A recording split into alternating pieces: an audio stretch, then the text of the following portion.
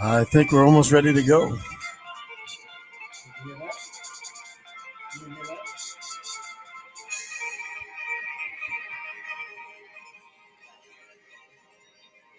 Are you able to hear my voice?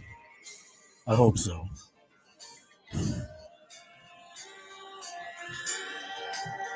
Some audio problems tonight, but we're going to get this show in. Been planning on this show for quite some time. We're going to get to the wheat and tares tonight, most definitely.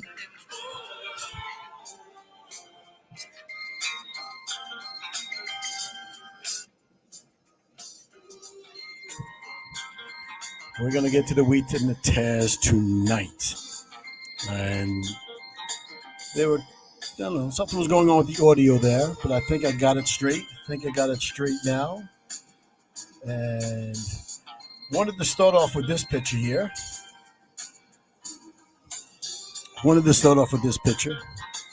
Understanding decolonization reparations, the last stand with a new thunder. One of the things that I've always been talking about for quite some time. This goes deeply into the wheat and the tares. It goes deeply into artificial spirits that walk among us. It goes very deep into what happened to our past civilization. Who are we? Who is that friend that's standing next to you? Is it really your friend? So tonight we're going to really get into a concept that I've been developing for quite some time. And I want to go to here. And as you can see here, right here, you can see we're going to talk about the Indigenous American Indian, what they look like. We're also going to take a couple of looks at some slaves.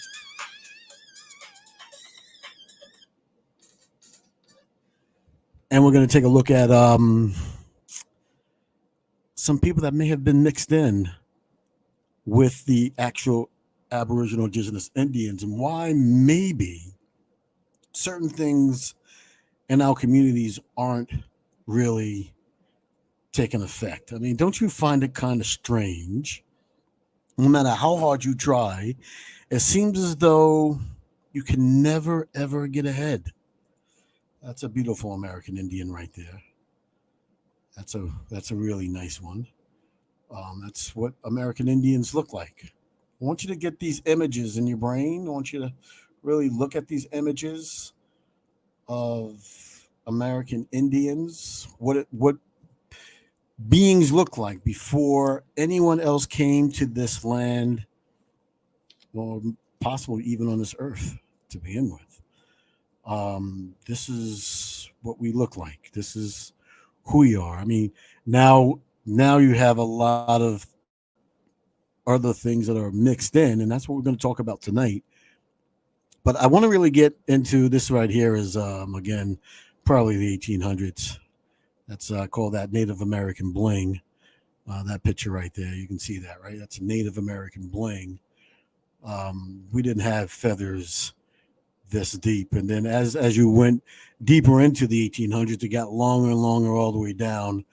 That's what you call the $5 Indian bling, Native American bling. But we're talking about, our people, our Aboriginal Indigenous people. Aboriginal, by the way, is a fairly recent term in the 1800s, taken out of the Latin "abba," meaning original, and Aboriginal. It means people of the first land or people of the land, indigenous to the land. It was a Latin word that was created. And again, that word was created because they had to begin to start giving designations to people after they found out who they were. We'll get into that. But I just want you to look and see what we look like. I mean, you can see this picture, this face, just about anywhere we go right now, right? And then right after this, I want to read you that parable that Jesus had that's in the Bible. Very important. Want to really read that parable to you real quick. Matthew 13, 24, 30. And I want you to listen to this really, really, really intently. I really, really, really want you to listen to this. And it says, another parable put forth unto them, saying, listen to this, the kingdom of heaven is likened unto a man which sowed good seed in the field, or in his field. But while men slept, his enemy came and sowed tares amongst the wheat and went his way. The enemy sowed tares amongst the wheat and went his way. But when the blade was sprung up and brought forth fruit, then appeared the tares also. So the servants of the householder came and said unto him, Sir, didst thou not sow good seed in thy field? And whence then hath it tares? Meaning it has tares in the middle of the wheat. He said unto them, an enemy has done this. An enemy has done this. The servant says unto him, will thou then that we go to gather them up? Will we go and gather up the tares? Right? Will we clean out the field? Will we, take away this infection? He says, but he said, nay, no.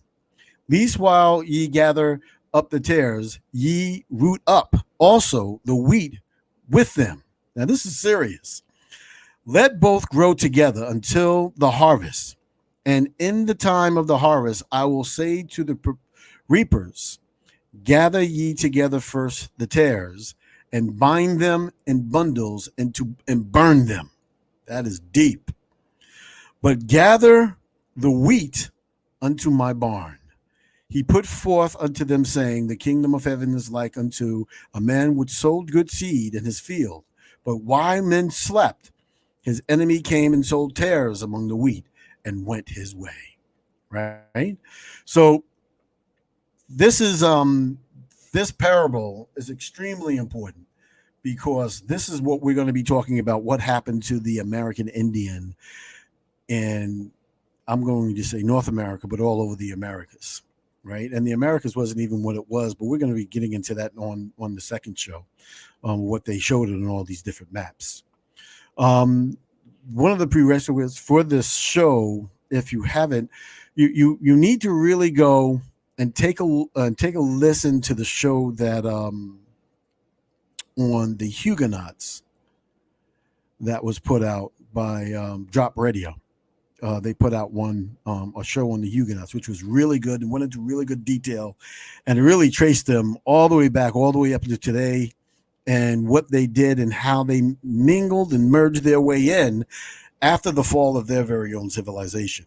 And we'll get into who those people are, but I want you to get a look at what an Aboriginal really does look like, what we look like, right? And then I want to go into, let me see, what a black slave looked like. Well, these are black leaders. We won't get to the black leaders yet. We want to go to the slaves. What did the slaves look like? So this is that's not turn. I want to get to the slaves. Oh yeah, here goes slaves. Right. So we got some pictures of slaves. So we seen what the actual Aboriginal people are, what they look like, and then we're gonna look at what these slaves actually look like, right, and who they are. Right. So you got some slaves here. Look at this. So you got them desecrated here, working hard. They're not dressed up at all. Right. Um, they are very worn out looking type people. Right. Very weak. Right? Not in control of anything. They look like they've been, captured, which they were, from the wars that were going on in the Americas. But I just want you to show you the kids are being sold. So the image that we got of quote unquote black people, the Aboriginal, Indigenous American Indian, back then, what they show us is people who have absolutely no control. They're not trusted with any guns. They're not trusted with any. With anything, right? Supposedly they came across this ship. Well, this ship was a lie. I mentioned this in a lot of my speeches, a lot of my talks and trainings and teachings and stuff like that, and seminars. This boat was made up by the abolitionists, and they created this thing to show to get sympathy as to what they would look like slaves getting on here, right? So this boat didn't even exist. And that's why there's a historical context, facts about the slave trade. And again, if you get anything from the mainstream schooling, um, you will not get the truth at all. All right. I am not a man, right? I am not a man and a brother, right? So this is what slaves look like. This is the kind of thing that they got cowling, crawling, hiding, running around, kowtowing. They had no respect in society whatsoever. And I want you to get. I want to get into that. This get you to look at that because this is what they treated. This is what the American Civil War people, the colonialists, this is what they had. They all had their guns, making sure that these people, right, and all their mounds all over the place, weren't able to gain control of anything, right? So, again, they were so feared, these slaves, they were so feared that they had to put all different types of masks on them and everything like that, right? See, look at that. They're all different type of shanks and shackles and stuff like that. Horrible existence, they were living. Horrible existence. I just want you to show some of the depictions of these poor rundown. Look at these people. These are poor rundown people, forced into labor camps. I mean, look at this. Sad. This is the images that they put out there of what people were, and I believe this is when the early 1800s, probably, right? And so when we get down to this, so want to see that. So they were carted around, right? They're supposedly captured, you know, captured whatever and carted around, but they had absolutely no respect for these people whatsoever, right? So these are slaves. This is what they were supposed to look like. And again, this is the Aboriginal Indians, the people that were here on the land, the Aztecs, the Mayans, Incas, the Cali. When that all broke down, the Mississippians, um, all throughout the Americas, right? We have to be careful when we say all throughout the Americas because there was a lot of that land up there in Canada that may not have actually, it may have been underwater for quite some time. Even far down in as far down into some parts of North America, but some of the maps of the 1500s, we'll get in that again in the second show a totally different landmass, right? So I just want you to see this. So now this again, beautiful Aboriginal women, right? This is what we are. This is who we are. This is our people, right? This is what our people look like. There it is, right? Long braids, right? Now that hair doesn't necessarily have to be straightened or whatever the situation is, but long braids. They put a lot of buffalo grease in their hair, which did straighten it out, and all different types of styles. But this was the Aboriginal Indian, right? Aboriginal. Now we have this right here, and getting into some of the other different types of looks. But is this actually really an Aboriginal Indian, right? Could this be a Huguenot, or a Huguenot woman, or is it a dressed up Aboriginal woman? But look at the dress, right? Totally different from the way that we were dressing, right? Um, the type of dress that we were akin to, right? Now, lots of different types of things, right? But when you take a look at our dress, right? Um, so I just want you to really take a look what we look like, right? As they were mixing themselves in with us, right? But I just want you to take a look. So now I want to get into, now I really want to get into a lot of different things. So these are blacks during the 1700s, right? Remember that guy, Crispus Attucks? That's this guy right here, Crispus Attucks. Who is this guy? Look how he's dressed. He doesn't look like any Aboriginal Indian that I know. He doesn't look like a slave, right? Who is this person, right? Now remember, they claim that the slaves didn't have guns, they didn't fight in the wars or anything else like that. But these pictures tell a totally different story. Look at this guy with the big giant rifle. That looks like a pretty nice rifle at that, right? That looks like a pretty nice one. And it's kind of crazy when you begin to start looking at these are British troops, right? Right. So you take a look at this guy. Look at this guy, right? This is during the 1700s, right? Slavery and the American Revolution. This guy was part of the American Revolution. Does he look like some sort of a slave to you? What does he look like? He's in charge. He looks very royal, right? Remember, King James was the guy who wrote the Bible. Remember, he was a black king, right? He was around in the 1600s. I believe it was the 1600s, right? He was around. But look at this guy.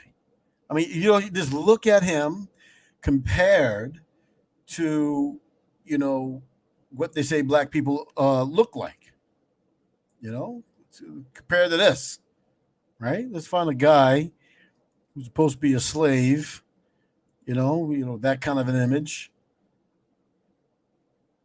So look at this guy compared to this guy, and you take a look at this guy, right? So you say, where did this guy come from? He looks like he looks like he was like one of the rulers, right? He looks like he was one of the rulers. But this is what we're doing. We're breaking down the difference between the wheat and the tares, right? There are people that have been mixed in our society for quite some time, that have been around for a very long time, that has caused a lot of damage on this land, that has caused a lot of carnage on this land. Lots of carnage these people did, right? But when you take a look at pictures like that, pictures like this, right? Now, I want you to take a look at the hair, right? It's a little, stringy, whatever, but could be part of the photo. But take a look at that picture. That picture, look at this guy, right? This guy's it's Benjamin Pap, Singleton Pap. So, you got that Pap in there, right? So, this guy is some sort of a swarthy looking, quote unquote, black guy. But is he really an Aboriginal Indian? Because every time you look at somebody, you say, "Oh, we're not African. We're Indigenous Indians. We're Indians." A lot of people run around saying, "No, I'm African." But what are they really saying? Right? What are they really saying? Look at this guy. This is Frederick Douglass. Now, you heard a lot about him. But look at his hair. His hair is very swarthy. His hair is very, kind of straight. Now, is this guy an Aboriginal Indian? Or could he be one of these Huguenots? And then you say, well, who are the Huguenots? These are the people that blended themselves in with the American Indian and with a whole lot of other different areas. I mean, they blended themselves in Ireland. They blended themselves in France. They blended themselves in Germany. They blended themselves in England and Scotland. They blended themselves in Russia, all over the place. Now, how could these guys, a guy like this, blend himself in with other people that was supposed to be a totally different persuasion of him, meaning white, right? But these were the people that were over here. Take a look, right? Very distinguished, but look, he's got his little tie on, right? Very well dressed. Very, very, very well dressed. Let's take a look at these guys. Look at this black guy. Very well dressed. Now everybody else is in red, right? And he's in a turquoise type situation, but he's also got a nice, very, very well put together gun, right?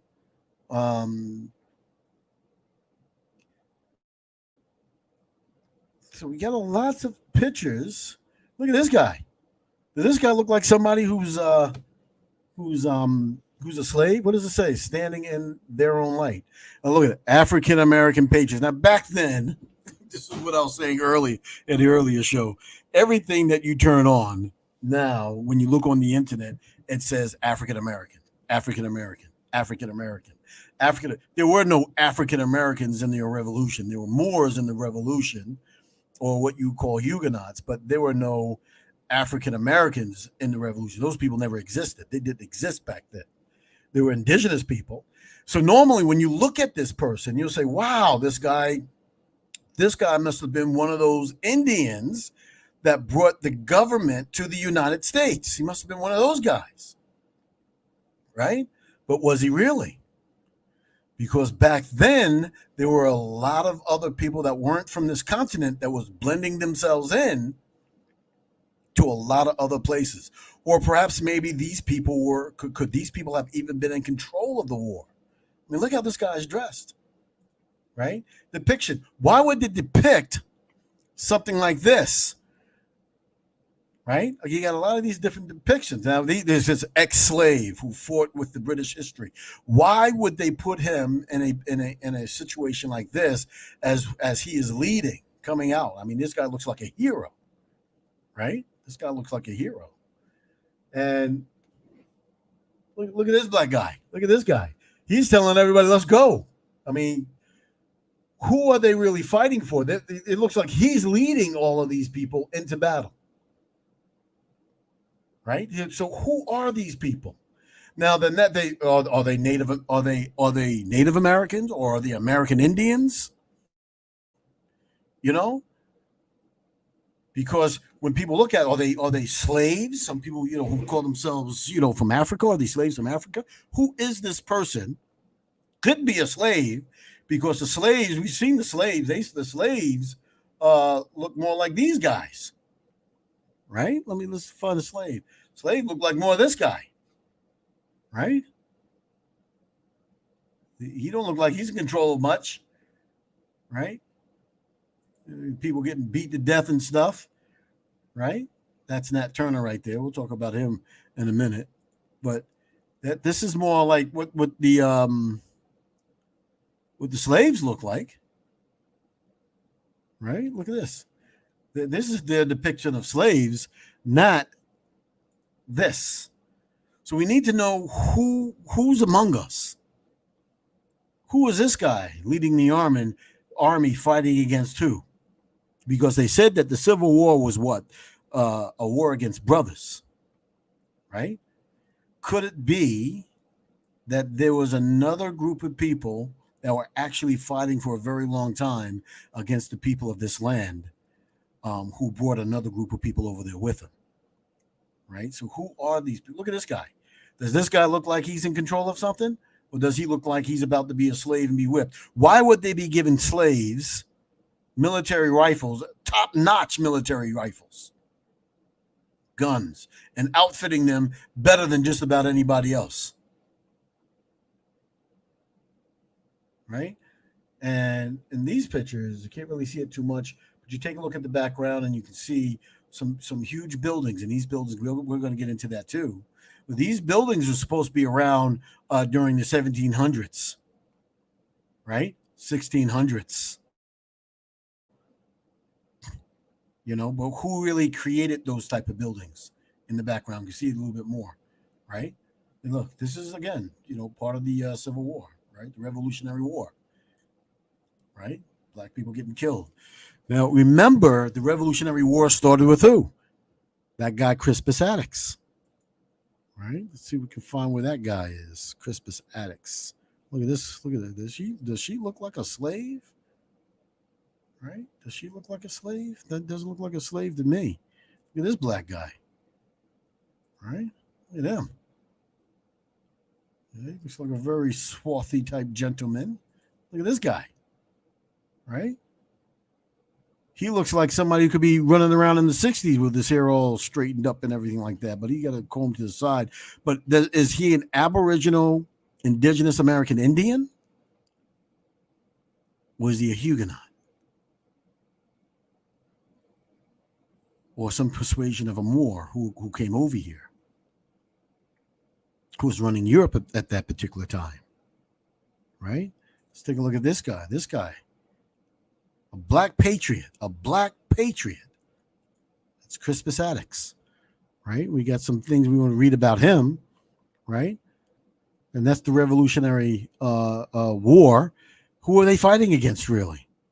Although a large number of colonial slaves, they call them slaves. Now, if they were slaves, why would they have guns? Why would they give these people guns?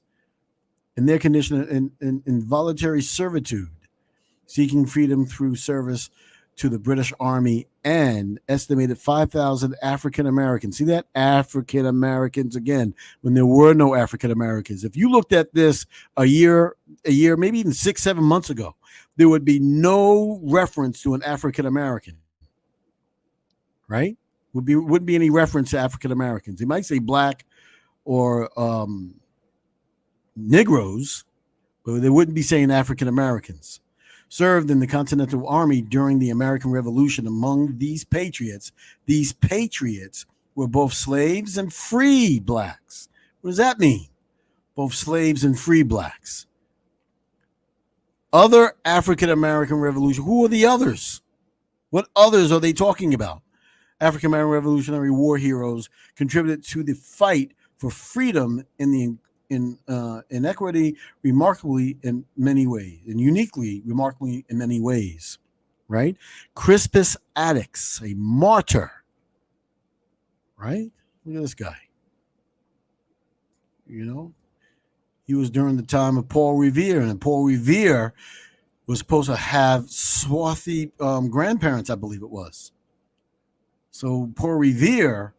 And when I say swarthy means that you like you were at one time mixed in with the Moors in Europe. So you have a lot of Moorish heritage within inside of you, and they turned themselves into Huguenots, which after they had a really great fall, they started blending themselves into a lot of different places. But then there were a lot of people who were taking a lot of our land as well. 5 years before the revolution began, Lexington Green Crispus Attucks became one of the first martyrs of the American freedom on March 5th, 1970. So way back then, this is what they were looking like. How's this guy looking like this? Right? How's that guy looking like this? If they're supposed, if everything that every black person they caught was supposed to be a slave, right? All over the place. They had slaves all over the place. George Washington had slaves. His family had slaves, right?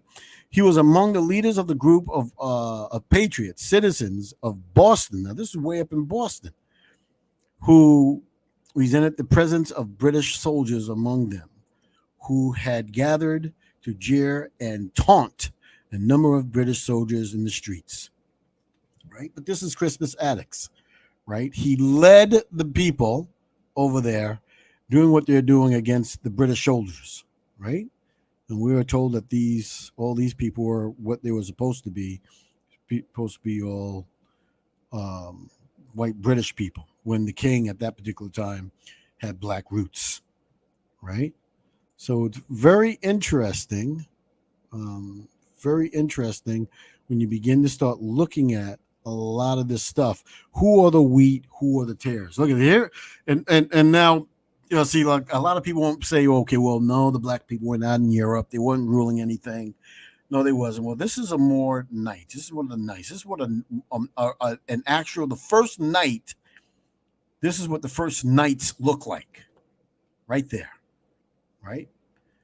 Kings of Africa. And they always call them African presence, but they were in the European area on the other side of Spain. They were considered to be Hebrews. That's what they were calling them. And in Spain, they were called Moors. But I believe that they all were related to the same thing. So when we get into counterfeit spirits that walk among us, you begin to start understanding that when you begin to start breaking down the four races of people, you begin to start breaking down the Ruti, which was the West African, I believe, and then the Nazi, which were the East Africans, and the Hemaru. And the Hemaru were the people who were in the third Ethiopia, which is the Americas, which were the Aboriginal or American Indians, is what they call them today, right? But this is a night, right? So this could have been either a Nazi, not Nazi, but Nazi or Ruti from Ethiopia, the continent of Ethiopia, the land of the land where they had camel. Well, That's a whole nother ball game about Chem. But the land of what you now call Africa, right? It's called Ethiopia back then. A few other different, three other different things. Here goes some more, right? This is Black Kings, new edition exposed, right? Bethzer, a black African king, right? And that's what they say, right? All of these are again black in Germany. Now, I mean, when you begin to start looking at a lot of the history, you start finding out that the Germans were originally dark skinned people, the Ruti and Nazi people, right? And that's who was controlling that area over there, right? But these are the Moors. Look at them. Look at that, right? All dressed up, beautiful, nice. It looked like Sunday church type stuff, right? And this is one of the other ones, right? So this is the older ones, right? Look how dark, tall, dark, and handsome. That's what it was. More saints, right? Another type of knight. I just want you to get a look at what they look like because they're always dressed up, always shiny, always got makeup on. They always, distinguished, right? They're always the educated, right? I was hearing some guy on the radio about a couple of months ago talking about if you don't have a college degree, there's no way you can be a leader, right? What does that sound like now? Now that you're starting to look at all this, you say, well, he sounds like a Huguenot. He sounds like somebody that blended in with us and tried to mess our crap up, mess everything that we got going. Right. Every time I try to get somewhere, every time we try to, improve our school board, every time we try to improve our legislature, every time we try to improve our community, you got one of these educated people that come in from the government or wherever, and next thing you know, nothing gets done. Right? Educated people, look at that. But you can tell these people, which are the Tamahu, right? These are the Tamahu, were delighted by these people who were the Ruti and Nazi, right? The Hemeru, which were in the third Ethiopia of the Americas, weren't a part of any of this, basically, right? They're separated from it. But here we go. There you go. You got your King James right there, right? The dark monarchy of King James. That's what he looked like, right? So he was from England. He was the king of England. He was also the king of Ireland and the king of Scotland. He was a king of all of the British Isles, right? And this is his family stems, very lengthy family stems from this, right? From him, King James, black royalty. King James, clearly what you would call black. This is what he was, King James. But when you think of this guy wrote the Bible, and now the word is that he had a whole bunch of these other scholars coming out from Chem, right? Some none of the Chem came back and arranged all the stuff in the Bible, and he killed them all, right? But he also is also reported that he had expeditions over into the Americas and tore up a lot of stuff over there as well, right? King James, there you King James, it's the guy you got for your Bible there. There you go, right? Prince Charles, right? Look at that. That's this guy, right? King James of England, of Scotland, with Charles Prince, right? That was his son. Now his son was mixed with what? He was mixed with a Tamahu, right? Here we go, another picture of King James. You can see all of that, right? And I want you to see this because I want you to see how they dress. They're always dressed up in suits, beautiful, nice, beautiful suits. They're not dressed up and looking like the Aboriginals, which are, I mean, they don't really have any really good pictures of the Aboriginals. Let's see if we can find a really decent picture of an Aboriginal that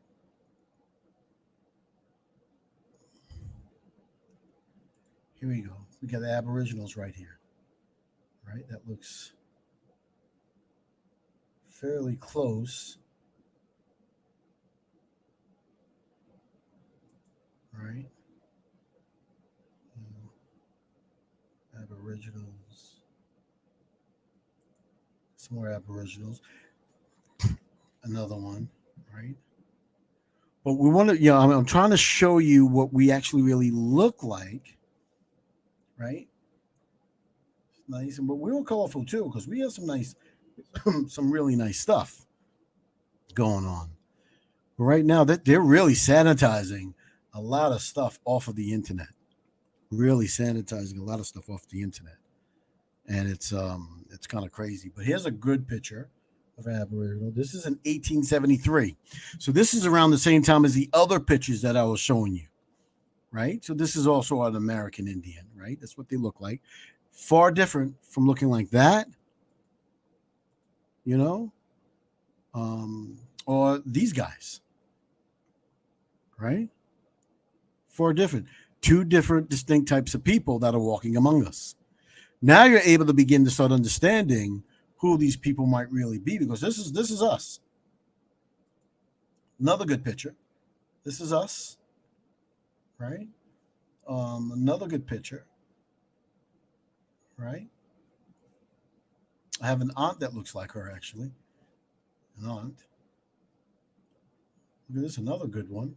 This is 1883, right? No makeup, nothing like that, just looking good. But notice the one feather, we have smaller crowns, whatever. None of this, craziness going down your back, right? You have another one, right? Another one feather, whatever. But you can see we dressed. I mean, it was we were amazing people. We still are amazing people. But I'm just showing you how we dressed back then. Um, Let me go over here. Let's search. Let's try to search for the blackamoors. Right? Let's see if we can get an image of the blackamoors here. And then that way you can really get a taste of what we look like, of what we dress like. Because I believe that the Moors themselves created these and depicted what we look like before they came over here and began to start slaughtering us to death. Right? So this is what we dress like. These are us. That's them. You can tell that's different, right? Same time period. And you got people looking like this, right? Our people. Right? You're beginning to start noticing a little bit of the difference of what we look like. Let's see if we can find some more blackamoors that are representative of us. This is a good one, right? But we were beautiful people, very strong. But if you notice the crowns are totally different from the other crowns that they had us depicted as. This one shows the crown pretty well, right? Take a look at that, the crown. All right, I want you to take a look. See if any more pictures. Here it is. This is an average crown. So this is a real what a real American Indian actually really wore. Majority of the time before the 1700s, right? During the 1700s, all the way in. So the further back you go, the more and more you see of this, and the less and less you see of those big giant feathers going down your back, and all the other feather clothing all over the place. We were more like this, all right, because we were people of the elements. We weren't people of the how can I say, of the animal, right? A lot of people go around with these animal spirits and stuff like that. But I just want to give you an opportunity to take a look of what we look like, right? The copper colored beings of North America. This is who we are, right? So then when you go back and you take a look at these guys, right? Even this, I used to remember this. Budweiser brought these guys out. I was so proud of them, but these were most likely Moors, right? One of them had a depiction of Hannibal, And Hannibal was part of the Carthaginian Empire, which was part of Kem way back then. In fact, Carthage at one point had put a moratorium on the whole entire world that nobody can come over to the land, to the third Ethiopia, period, over to this world over here, Turtle Island. Many different names, right? So I want to give you, so who are these people who came over here, blended themselves in with us, and then all of a sudden sort of fighting all these different wars? And now when you think about the Revolutionary War, isn't really too far away from the Civil War. And when you had our people, dressed like this, right? That's a beautiful, original, Native or Indigenous Black Indian or American Indian. That's what we look like. There it is, right?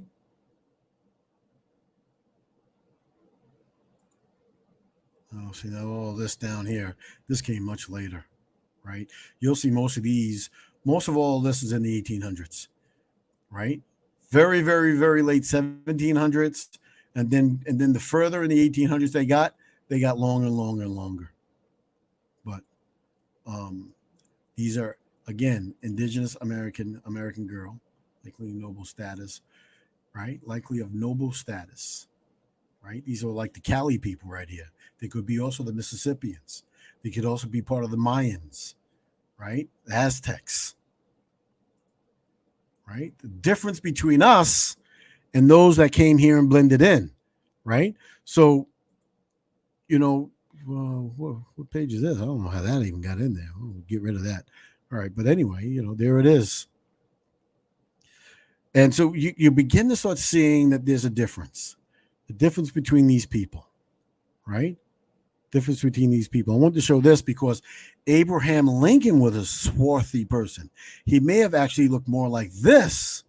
Let's see if this picture gets bigger. Right? Abraham Lincoln may have actually looked more like this. Right? In times, swarthy, right? Straight hair. Right? Remember, there was a woman, the first Black millionaire woman. She got to be a millionaire by I'm gonna check the status here. By thank everybody for coming and showing coming in. I haven't really checked that part, but I just wanted to show you this. The first Black woman who became a millionaire. What did she become a millionaire on? She became a millionaire and showing people how to straighten their hair. To look like what? White people? Or to look more like a Huguenot, or like the mixed Moors that came out of Europe that were settling here in the Americas, right? Because a lot of those people came here in the Americas. So if you know the story of Abraham Lincoln was a sharecropper. His parents were sharecroppers, right? And they were he had was it his mother or his father? One of them was a swarthy person. Right, and when you hear description of him, they say that he was a very tan man, very tan. Right, so they can make history into whatever they want to make history into. But again, these are the people that were leading the United States. Right, they took our laws, they took our way of life, they took our civilization. And what they do at all times, because the original Arabs were created by what you would call the Moors, right? These people assimilate into anything, and the last part or pieces of their assimilations, they were being tracked as the Huguenots, which they were assimilating to anything all around Europe and in the Americas. Right? Here we go. Right? Nice. You got it looks like what they were trying to look like in the 50s, 40s and 50s. Now, most of your entertainers, what do they look like? They were looking like, they always had to get straight hair. And then, I mean, it got to a ridiculous point, in the 80s, late 90s, when they came out with the Jerry curl. That was just ridiculous. Jerry curl. I put a Jerry curl in my hair. It lasted for about maybe 3 days. Man, I was slipping and sliding all over the place. I laid my head down, went over to some girl's house and laid down and put my head down on the couch. And when I got up, there was a big, giant, greasy spot in the couch that wouldn't come out. It was embarrassing. That was terrible. Just terrible. Oh, man, I shaved my head off. That was the first time I ever went bald. I shaved my head off, let myself go natural. There was another thing. I used to always sing James Brown and stuff like that. When I was in third grade, I got some of my mother's perm, and I permed up my hair, and it looked like this. It looked just like that. And I went to school. I just felt like I was not natural. Not natural. I went home and I kind of shaved my own hair, and I was just like, man, I would never do that again. That was just crazy. That was crazy. But you get a lot of this is what you get. Today, what do they look like? Today they wear, they were wearing the zoot suits in the 60s, right? Zoot suits in the 50s and 60s, even in the 70s, right? They began to start wearing ties. Right? Start wearing ties. They start wearing, being all dressed up, right? Because they're very flamboyant. Recognition of the so-called African American, Moorish American, right? Take a look at some of these pictures here. That's just totally fake made up crap right there. Just fake made up stuff there. I don't know, barbarians or whatever. But but we'll go back, take a look. We hardly hear about the Moorish women. And I think a lot of times you don't hear about the Moorish women because a lot of the Moorish men were running around after the Tamaru, the beings that were created. One of the things that Kemites said when they were preparing for the Great Fall. Yeah, they were preparing for this Great Fall. They said, and what Champollion, what he wrote, and we'll have it probably in the third edition of the going into real good detail about that. A third edition of Counterfeit Spirits Among Us. What Champollion wrote to his brother when he was reading off the walls in Abydos, in the Temple of Abydos, was some of the things that was so disturbing and appalling to him and his race. He says that we can never allow this stuff to ever really get out, right? And it was about a certain being of people actually being created. And what the Kemites actually said in a lot of these tablets was that in some of these tablets, in the Hermetica actually, I believe, was that that the worst thing that they could have ever done was create another being, create another being. That's what they said, right? So and then that's us, two distinct different people. This guy's wearing a tie. This guy's out in the street in the projects, or trying to work hard, take care of his family, but always wanting to be proud. This is the guy, and a lot of us who are indigenous, a lot of us who are American Indians, we get educated as well. But you don't develop that type of attitude as to where you're better than everybody else. That's another type of being of attitude that they're hustlers, right? And that's the reason why they call it the hustle, right? The hustle, because these people are hustlers. So when they were blending themselves in every segment of society, when they were blending themselves into every segment of society, they were hustling, right? They were getting swaths of land and all kinds of stuff. And the reason why I was trying to figure out, why were they being so entitled to get so much land in our country, right? And they were getting large swaths of land as they were taking the indigenous people, American Indians, and sending them over into the Caribbean and stuff like that. They were giving a lot of those people large swaths of land that we used to live on. And in fact, when you read into the records, a lot of the records will tell you that these people went in there and they converted the people that were actually on the land into slaves, and then they slaughtered most of them off, and even extinct a lot of the people that were on there. But a lot of the extinction was going on, I do feel, before 1492, with a whole bunch of stuff that was happening.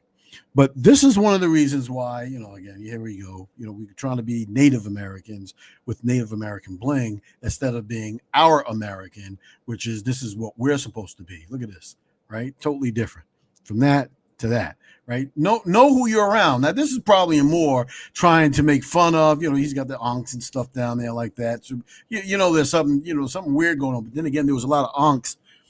There were some onks that they found over there in I believe it was in was it South America, Central America. They found a lot of this stuff in the Mayans, right? The Mayans also had some of these things as well, but it's still, a lot of these people are Africanized, right? So you have to be really, really careful who you are dealing with, but they all come out, right? Well, this is a Nubian, right? And you know what the Nubians were all about.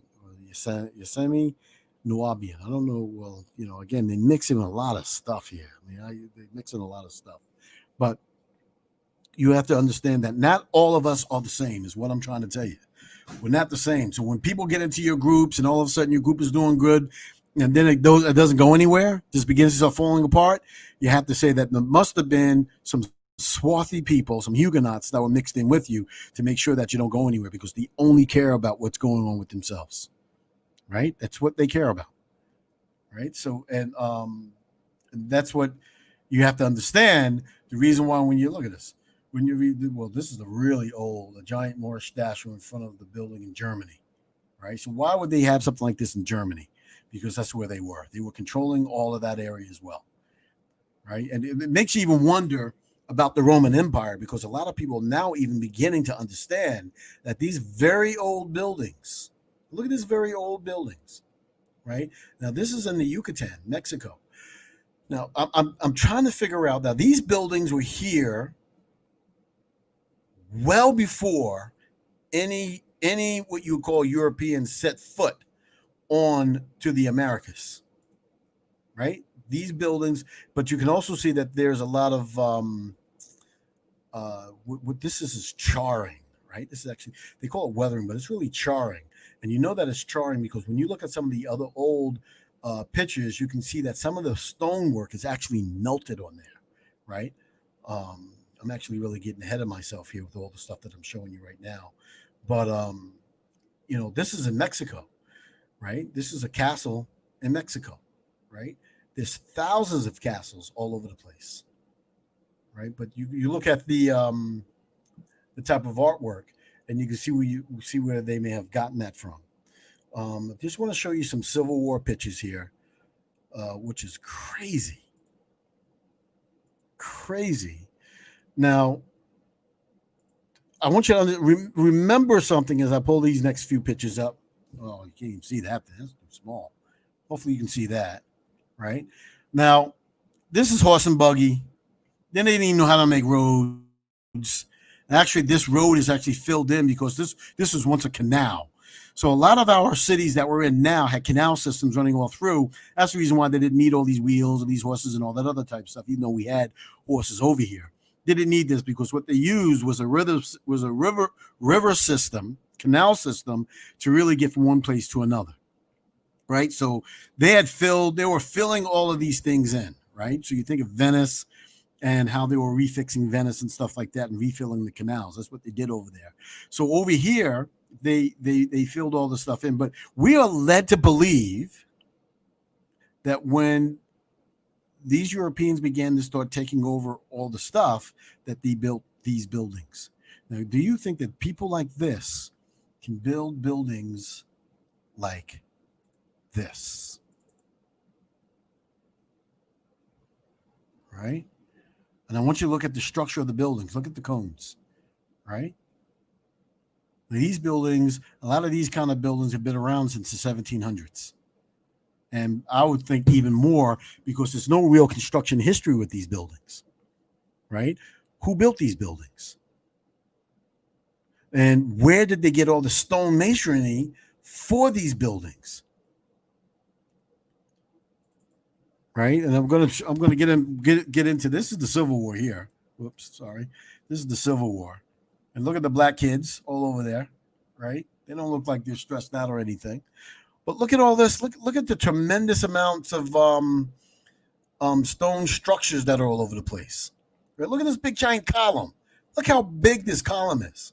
You take a look at these kids, and you can see how big the column is. It's three kids in a row, and it could fill the whole entire column. These columns are huge, right? Where did they get all of this? All of this from? How can people with horse and buggy and can barely build a decent road to get through build something like this? I mean, look at all the structures in the background. Look at all those chimneys, right? And the people of the West, they, you see what they look like in Clint Eastwood movies and stuff like that. They don't look like anything like this, right? But who built this, right? And where did they get the materials to build this? So a lot of the mounds here in North America were destroyed. Hundreds and thousands of mounds. We had more mounds than any place on the planet. We still do. We also have more pyramids in the Americas than any place on the planet, and we still do. Right? Take a look at this. This is a city. I don't have the date on here, but this is a city in the late 1700s. We're led to believe that they built these kinds of things. Right? But look at this in the between here. It looks like that they had drained the whole entire canal system.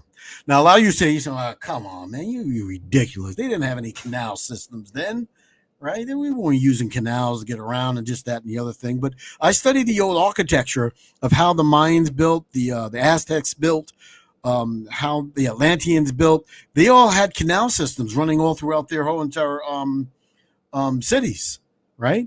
And I'm going to show you something. Here goes an old canal system. You're gonna see something really crazy here. Here goes an old canal system, right? That they uncovered, and but I'm gonna show you. This is before I get to the other one. I'll just show you this. This is crazy. This is the Chicago World Fair, I believe in 1880, 1883 or something like that. Now what they said, and I'm gonna show this in the second one. This took 7 days to build. All of this. All of this took 7 days to build. You believe that? And then after they built it, they tore it all down. Well, we're going to get into a little bit more detail with that. But I wanted to show you the roads. These roads are being filled in, right? But look at these structures, right? This kind of looks like almost like a modern place today, but this is even a cheaper structure than the ones I'm going to be showing you in my next video. But when you get down to it again, look at this guy. Who is he fighting for? He's got a gun, right? He's got stripes, right? And I believe this picture was in 1861. 1861. He doesn't look like he's stressed out. This guy looked like he's posing like a modern day gangster, right? And then you have these guys. And it had to be careful because a lot of the guys I didn't want to get the Buffalo Soldiers in there, which came a bit later in the 1800s. But these guys were part of the Civil War. Look at it, a whole entire regiment of black slaves who had their mothers raped, their grandmothers were raped, their little babies are being raped, their sons are being raped, and even a lot of these guys are being raped. And then they go out and give them guns to fight a war. Something doesn't seem right about the Civil War with all these black regiments running all around the place, right? And a lot of these black regiments looked a lot better than the white regiments that were out there. So who were these people? I mean, check out this picture here. This is a good picture of these are, I believe these are Confederates, right? Look at the Confederates. Look at their guns, right? Their shoes don't look worn out. They look like they have all the stuff is very new, and they are led to believe that they were slaves. They don't look like slaves. This guy looks like a very swarthy black dude to me, right? And people say, "Oh, they had the American Indians fighting on their side and stuff like that," but the American Indians didn't look like this. They didn't dress like this at all, right? Did they have a few sprinkled in there? Possibly. Possibly, I'm not going to doubt that. But who are these guys with all these guns? Why would they allow these guys that were supposed to be slaves underneath white rule, who were decimating all their families and everything else like that? Why would they fight? Why would they be fighting against other blacks on the other side? It sounds like it was a fight against brothers, right? But these people were Confederates, right? And when you talk about the Huguenots, they said the Huguenots were Confederates as well.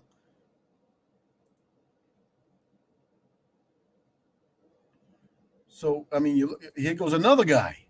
Look at this guy, right? Look at that. Look at that gun. That's a huge gun. I mean, that ain't no cheap piece of garbage he's got going on there. And this is nice. And I don't know if he's a Union soldier. Can't really tell. But this was back in the 1860s, right? During the height of slavery, supposedly. So they got all these slaves and gave them guns to run around the place as they were being whipped to death, hung, massacred, right? Look at this guy, right? These are the people, when you're looking at them, these are the people who came over here and blended in, right? Or were the remnants, or maybe even they were in charge, because you got to remember King James, and they still have some black kings over there in Europe. They were fighting a major war over here against the American Indians. Was that Civil War the war against the American Indians, and not a war really against themselves?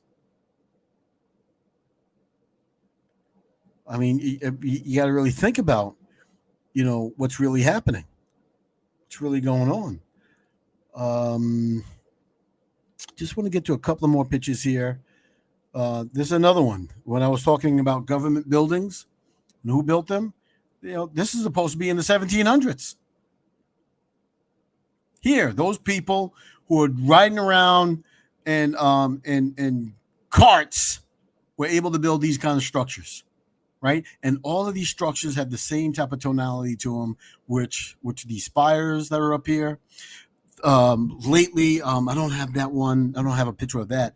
But when they start taking down a lot of these buildings, they had wires, right? These buildings were magnetized because they had wires coming out of going into the bricks. They had steel poles.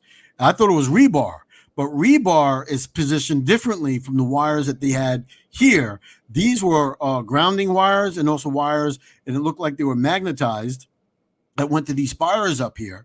And the higher up you go in the atmosphere, the more electricity that you can pull out of the atmosphere, right? There's a lot of stuff that was going on back here. And they're trying to say that they were the ones, or people, that the whites were the ones who were built all these things. I mean, look at all this. I mean, somebody said that this is actually Rome here. Well, could they have used, right? Look at that. Could they have used our temples and used our stones to build these mega structures, to build these structures? This is part of a civil war as well, right? You can tell what was there for a long time, and then you can tell the new construction. Looks like garbage. Look at that. And then still, even today, they can't even equal these kinds of things. It's insane. It's insane. But I want to show you something. I'm going to look for this other one. Okay, just want to show you this. Look at this. This is what they say. It was these people, this person, right? These kind of people that built all those big giant buildings, right? Okay, let's go back here and see the Civil War pictures.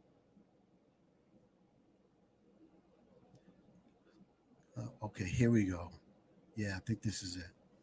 Now look at this. You know what this is? This is undersea stealth, the first ever submarines to ever sink ships in this American Civil War. Right? Now I heard of old Ironside and all that other type stuff, but this is technology that isn't developed within 2 or 3 years, or even within the span of a couple of months. This is technology that's been around. Right? This technology has been around for quite some time. right? Nobody, I mean, they were still building their ships out of wood. They didn't know how to build ships out of iron back then. And there's a few pictures that actually show that. And I am going to find out where I put that picture. These pictures, they're here. And you're going to be amazed if I can find it. I don't know if I have it on here. Maybe I have to go to another. Maybe I don't have it on here, but I found that one submarine picture. Let's see where this one is.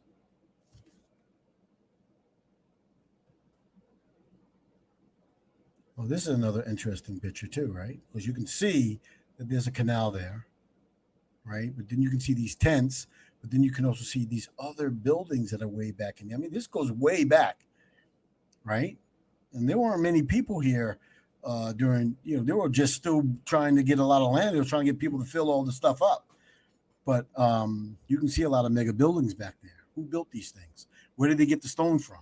Where did all of our pyramids go? Right? It is, so we're going to go.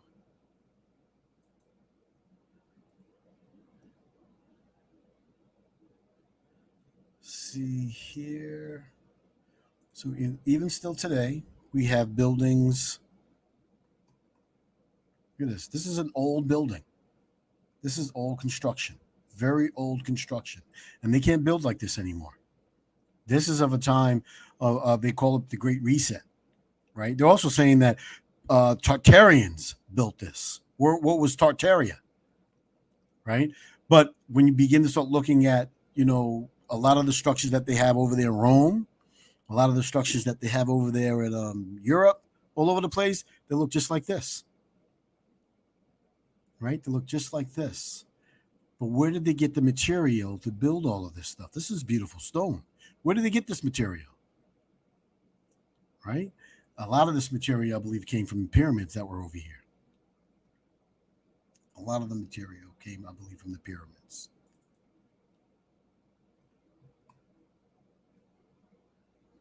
Now you see this. I mean, there's a lot of drainage that was going out of here, right? A lot of drainage. You can tell that there was a great big canal system, but you also can tell that there was a lot of strange type of bombing that was going on as well. Okay, but you can look back here and see these huge, giant megastructures again, right? Where did they get all the stone to build all of this, and how long has that really been there? Who did that? And what you have to understand is that you have to be extremely cautious about the things you let into your sphere of influence. Now's a time where you get a lot of tars that are going to that are growing up in your wheat, and you're going to find out, right? This is the time of the harvest, right? We have to make sure that we begin to start distancing ourselves from people that are preventing us from getting us to where we really need to go in life. We need to get back to our people, when our people were very, very technological, because we did have electricity. We did have, lights without candles and all kinds of stuff. We had all kinds of things. They make it seem like you were just nothing but a bunch of savages. But all of the technologies that this guy took, got it from this guy, got it from these people, right? When this guy came, he came and was taking a lot of stuff from our people, right? The American Indians, the true American Indians, not the fake American Indians, but the true American Indians. Know who you are, right? If you have a co-creation community, if you have quote unquote a tribe, family unit, a nation, and you find that there are certain things that just aren't getting done, and you're always finding like you're getting setbacks, check to see whether or not if you got one of these guys in there, one of these guys, right? These are hustlers, people who blend in to your group right? Who could actually really be a soulless entity, and meaning for you to be destroyed. See, this is how we are, right? Now, this guy's got a gun, right? But he looks far different from a lot of the other people that we were looking at, like these guys, right? Even these guys, right? Civil War becomes Revolutionary War. Isn't that interesting? The Civil War becomes the Revolutionary War. What did they really mean by that? I mean, look at all these guys. All these guys with guns, right? I mean, they took some pretty decent pictures back then, right? These guys look like they're bloodthirsty. I'm going to rip your throat out of your very being. That's what these guys look like. Now, if you're looking like this and you're their slave master, would you give them a gun? Would you give them a gun? A rifle at that? One of your best rifles? Look at that thing. That looks like a nice rifle, right? The history of the Civil War 10 battles, right? They call them African Americans. But would you give a dude, look at these dudes, They look like they're about to get tear some stuff. And this guy looks straight out evil. You know? It's like saying you're going to give some gangster that you just threw in jail and let him march on the side of the police officers that threw him in jail. It's like, look at these guys, right? I don't know. You know, these guys. These guys, they look serious. Look at this guy. There's that guy again. I guess that's the rest of his crew. I was seeing one guy smiling. They're out there looking like they mean business, right? They mean business. This is 1865. They took pretty good pictures back then. They act like they didn't take any good pictures. They got some good pictures. Look at this guy, right? We've seen him before. Let's take a look at some other ones. Look at this guy. This guy's a colonel. He's something, a sergeant or something like that, right? Gettysburg. Would you give, these guys all kinds of look at this one. Butler, VA, Virginia. I don't know if he has a gun. I don't see no gun on here, but look at this guy, right? He looks like a very swarthy type dude, doesn't he? These are the people, and I mean, I went to college. I went, you can't blame somebody for trying to, fix themselves up and trying to be better, to try to get away from all this kind of crap, right? Because you had a lot of black people who had white slaves. A lot of black people who had white slaves. I got a picture of that one. Let me just see if I can find that one. I just want to show you that because there is a lot of black people who had white slaves, and they were really they were all over the place. You talk about it all the time.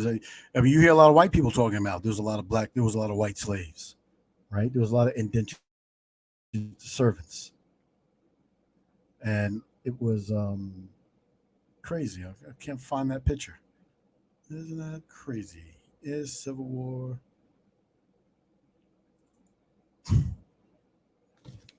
Who are these guys? And more. But it's you're starting to get the point. You see where I'm coming from. I don't want to really beat a dead horse too much, but these people that are blending themselves in, now you begin to start understanding who they look like. These are your politicians, your preachers, right? These are the people that are keeping you in the system. These are the people that are telling you, don't get out the system, get out there and vote, vote for this person or vote for that person. Or any of these people that you're voting for, you're actually voting for a foreign government that is occupying your own land, right? Puerto Rico is doing the right thing by not becoming a state and trying to stay independent as much as possible. I think this is the picture here, right? So this is the master. He's the slave. He's the master. He's the slave.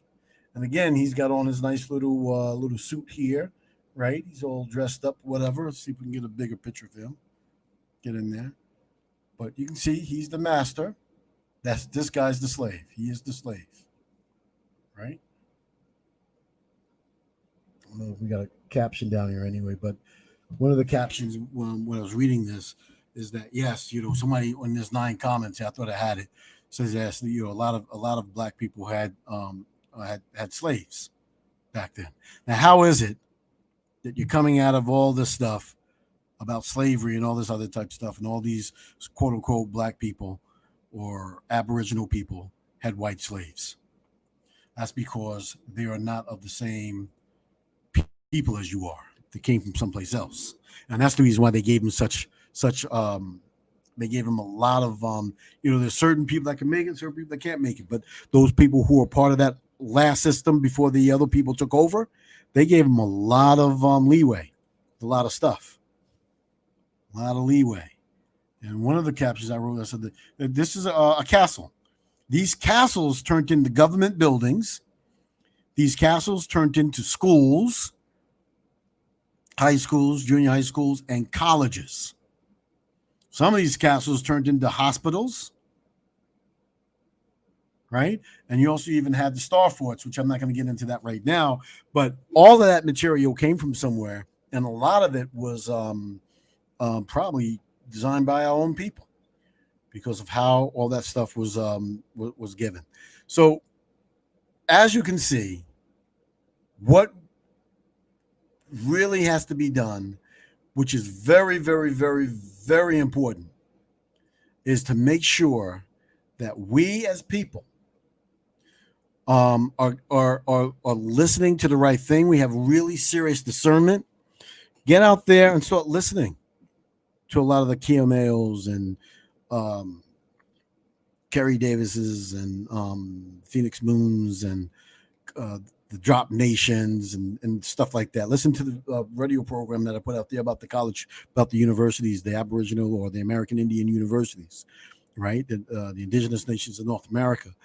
A lot of these people, they're coming up now with all kinds of trainings and stuff like that. I'm going to have Chief Bluefeather on, and she's going to talk about her school. Hopefully, I can get Phoenix Moon on and talk about how she's doing everything with the ancestry stuff.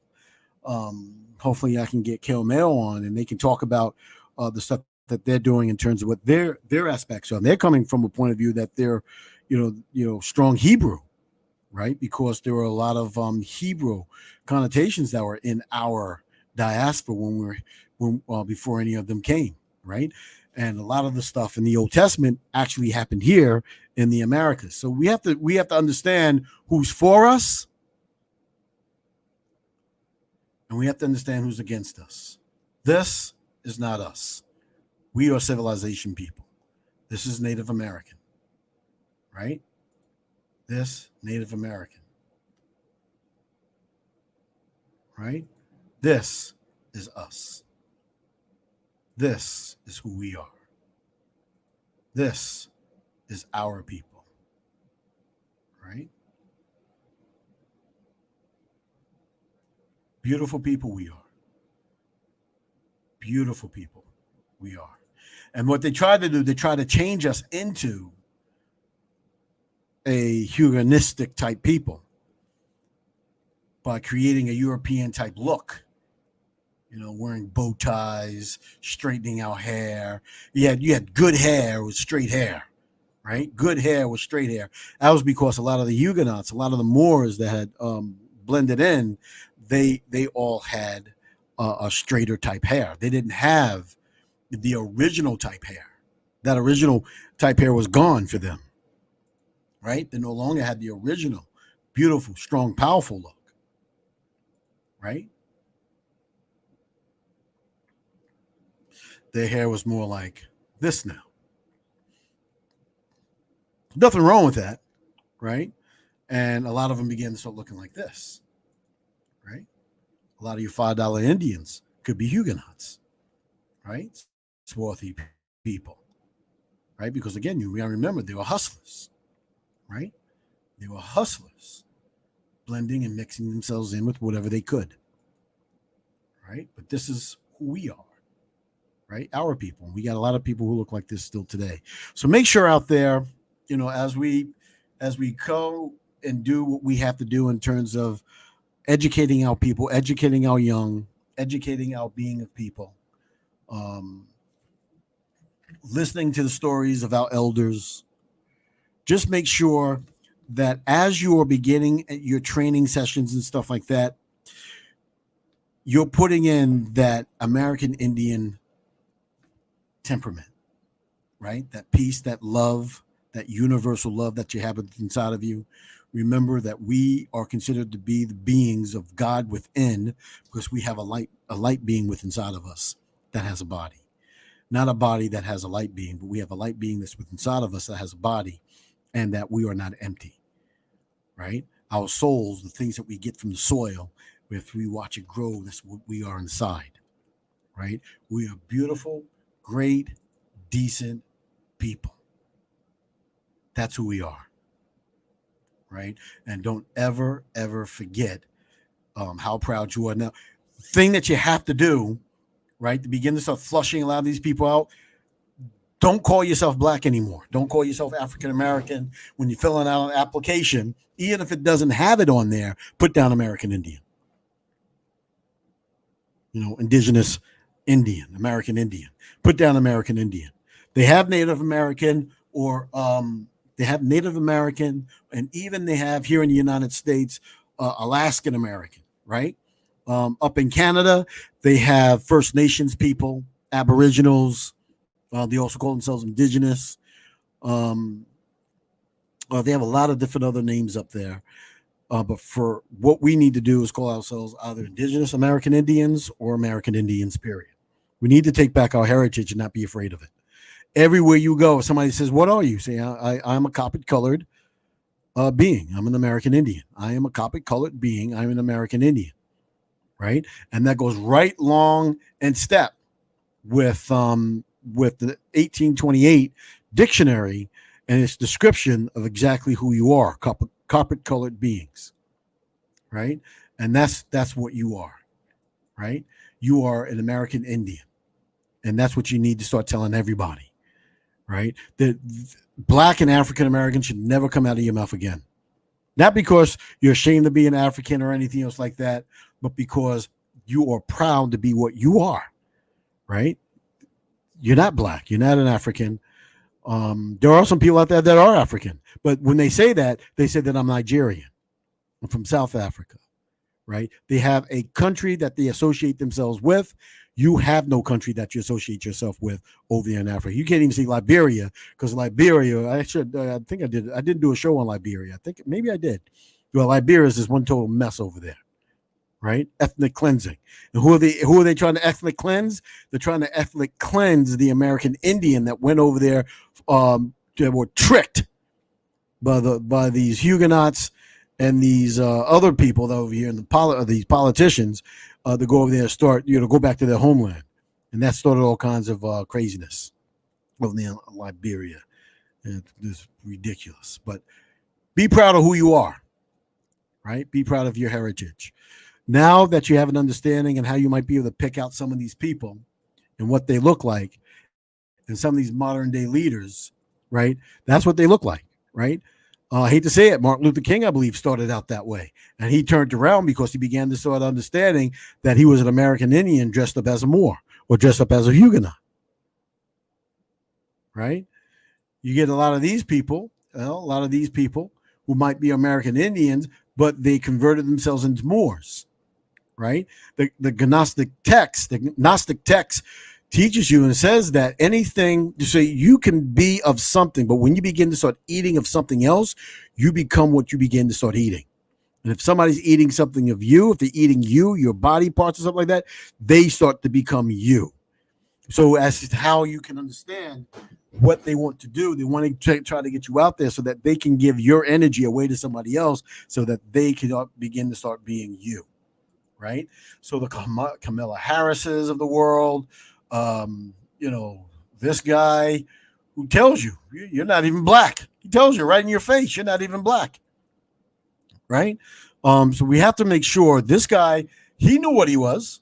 This guy knew what he was. He came out. He was telling it. He had to be careful because he still had to make a living, right? But he knew who he was. Martin Luther King told you a lot of times that you are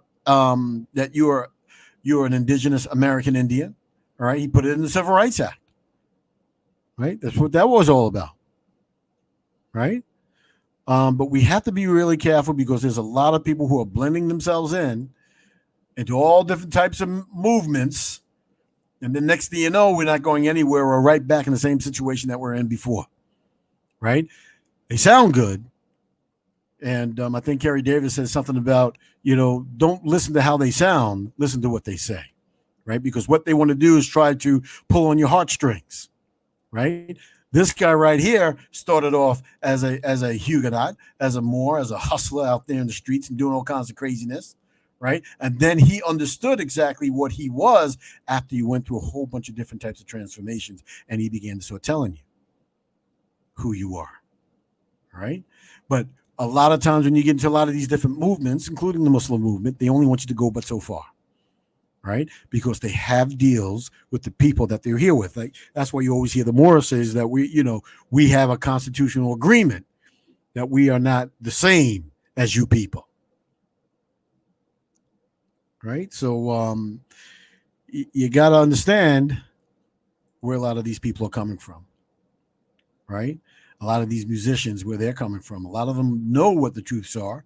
They get sucked in to a lot of craziness because of their parents who want to be Huguenots, who wants to make the money out of the system, right? Trying to stay in this system. Anybody trying to get you to stay in the system is most likely a Huguenot at heart. Right? Because they should be trying to get you out of the system and putting you into a system where you can be safe, free, and independent of all things. Right? A lot of these people were trying to get you to stay in the system. This guy right here, he actually designed the program to begin to get you out of the system. Right? You have to be very careful. This guy right here, everything he does is try to get you to be in the system. Right? He's one of those paid informants that go around and try to calm you down. Huguenot, right? Look at the tie. You can tell, right? Where's that big, beautiful tie? Nice suits and stuff like that. They're dressing them up, and they're dressing them up just like how they used to look when they were when they were dressing up like what they were back when they were the controlling over there in Spain. Right? Look at that. Same thing. Looking all nice, looking all dapper, right? Looking great, looking good. Look at the guy back there. See it? Right? It's another famous photo. There's a black guy in there somewhere, but I can't see him. But anyway, that's what you want to watch out for. You get a guy like this who wants you to stay in this. Right? He wants to stay in that body of that flag and that system. And that's why we don't go anywhere. That's the reason why you have to believe in the indigenous nations of North America. You have to believe in building co-creation communities. You have to believe in using your co-creation communities in order for you to be able to share your resources with one another, because there's a lot of hell coming down the road. You think this virus is something, right? If you think this virus is something, you ain't seen nothing yet. That's the reason why we started way back early talking about the right to self-determination. So there you have it. You're an Indian, American Indian. That's who you are. And what they tried to do is mix in a lot of these other type of they were mixing themselves in with the help of their other people, right? The Native Americans really don't have any say so in anything other than they gave up a lot of our secrets in the backlands and stuff, right? But be proud of who you are and know that now is the time to start weeding the tares. The tares are going to start burning themselves up. They have no choice but to burn themselves up. No choice but to burn themselves up, because they can never look as beautiful as you. And there you have it right now. I just wanted to really get that out there. Leave a comment, below. Let me know what you think. Develop your co-creation communities. That is extremely important. You need it.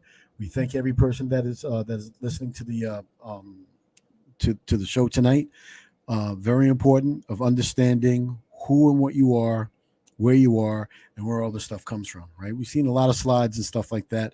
The next time we're going to talk about Tartaria. We're going to talk about these buildings, where they're from, and there was a great reset. There's something that had happened between the colonials and the ending of our civilization, the destruction of it. Something happened in between, right? And some people think that was called the mud flood. So there you have it, people. Thank you so much. You guys have a great, great, great um, evening, and keep yourself safe. Remember to love yourself. Remember everything that you're doing, and you can never do enough about talking about how American Indian you are. Always talk about your heritage. Always talk about your American Indian. Talk about it on your job, talking about it in your church, talking about it in anywhere that you are, in the store. Anytime anybody asks, well, what are you? You look different. I'm an American Indian. I'm a carpet colored American Indian. That's what I am. All right, people. Thank you so much.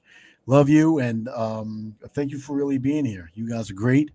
And I tell you, I have the best, best, best audience in the world. We got over 1,700 people now that have gravitated to the show. It's growing, and share the videos. Keep on sharing and keep on doing what you're doing out there. Because every time you say that you're an American Indian to somebody, there's a whole bunch of other people that are going to be like talking about it, and more of us that talk about it, more and more that we have enough more power to be able to do what we need to do. Our time is short in this system that's coming to an end. We have a lot of the carbon 12, carbon 7 situations that are going on. If you haven't heard anything about that, listen to some of my lectures on that, the carbon 12, carbon 7, which is happening, and it's affecting every single thing on this planet. And by the time it's all said and done, nothing artificial is going to be able to survive. So that's the reason why you have to watch your diet. That's the reason why you have to watch what you're putting into your system, into your children's system, and cleansing your system and eating more electric foods, like Dr. Sebi said, and a lot of the other doctors that are out there. Great grand rising to us all. And this is a new thunder, Ronnie McLean for In Alive, Dark Matter Radio. Peace. Take care, everyone.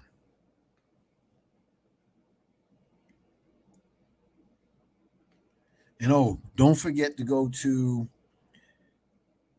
discount-paper supply-supply.com, as we also tell you to make sure that you take a look at all of the different types of stuff that's going on with people selling their products and doing all kinds of good stuff and trying to make sure that they are supporting the indigenous Indian all around.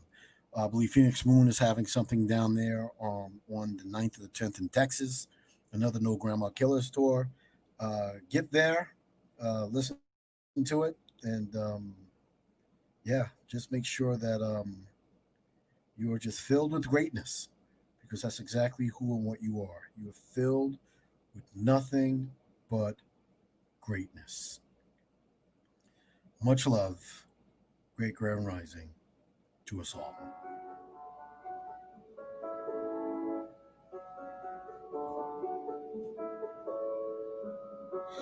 Life is what you make of it.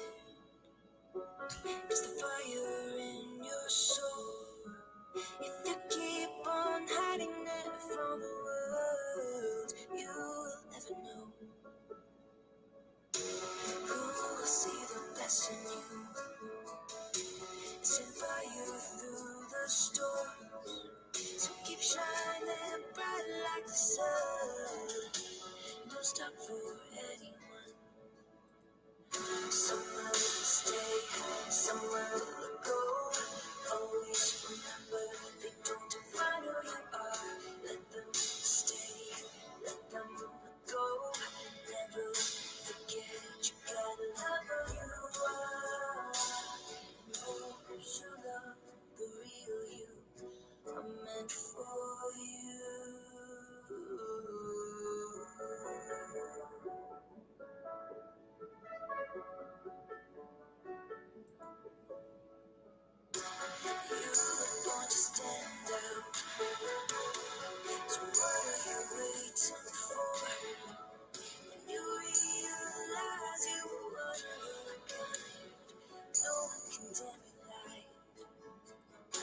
Someone will stay, someone will go.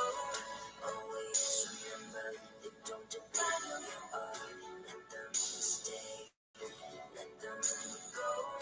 Never forget you gotta love who you are.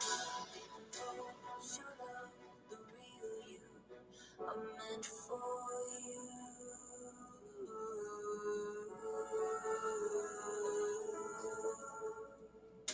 When you know you're true, you know what you deserve. You know what is best for you, so don't be afraid to have it all. It's time to be the real you and find out who you are. Take your own path and see who walks with you. The right ones will want to. Someone will stay, someone will go. Always remember they don't define who you are. Let them stay, let them go. Never forget you gotta love who you are. Someone will stay, someone will go. Always remember they don't define who you are. Let them stay, let them go. Never forget you gotta love the real you, were meant for you.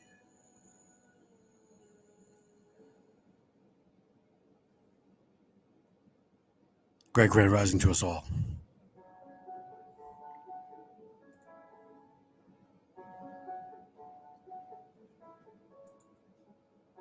Life is what you make of it. It's the fire in your soul. If you keep on hiding it from the world, you'll never know